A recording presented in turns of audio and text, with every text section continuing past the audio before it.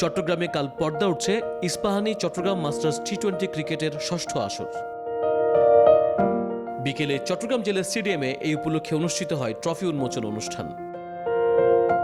এই সময় উপস্থিত ছিলেন Chittagong cricket umpires and scorers অ্যাসোসিয়েশনের সভাপতি অ্যাডভোকেট শাহিন আফতাবুর রেজা চৌধুরী, সাধারণ সম্পাদক AKM Abdul Hannan Akbar, CGKS club সমিতির সাধারণ সম্পাদক সৈয়দ শাহাবুদ্দিন শামীম সহ অংশগ্রহণকারী 10টি দলের অধিনায়ক ও প্রতিনিধিরা।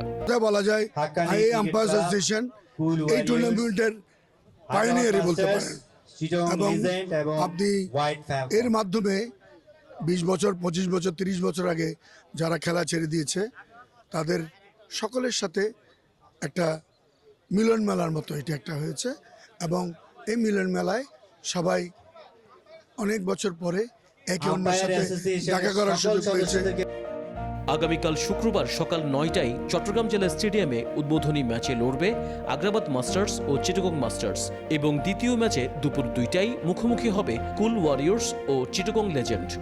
আমরা এটা 6th সিজন, এবং আমরা মাঠের প্রতিকূলতা, বিভিন্ন সমস্যা, মাঠ প্রাপ্তি, বিভিন্ন প্রতিষ্ঠানের অনুষ্ঠান থাকে, সরকারি প্রতিষ্ঠান থাকে, যার মাধ্যমে এত বাধা পেরিয়ে আমরা মাঠ নামতে পেরেছি, এটাই বড় জিনিস। এবং টিমগুলি এতদিন অপেক্ষা করে, এটা আমাদের টিমগুলির জন্য একটা মিনি ওয়ার্ল্ড কাপ মনে করে। ওরা মাস্টার্সে মিনি ওয়ার্ল্ড কাপ মনে করে, ওরা এই মাঠে খেলতে চায়, এবং এই মাঠেই আমরা এই টুর্নামেন্টটা করতে চাই। সকলের সহযোগিতা আমরা কামনা করছি এই টুর্নামেন্টের উপলক্ষে।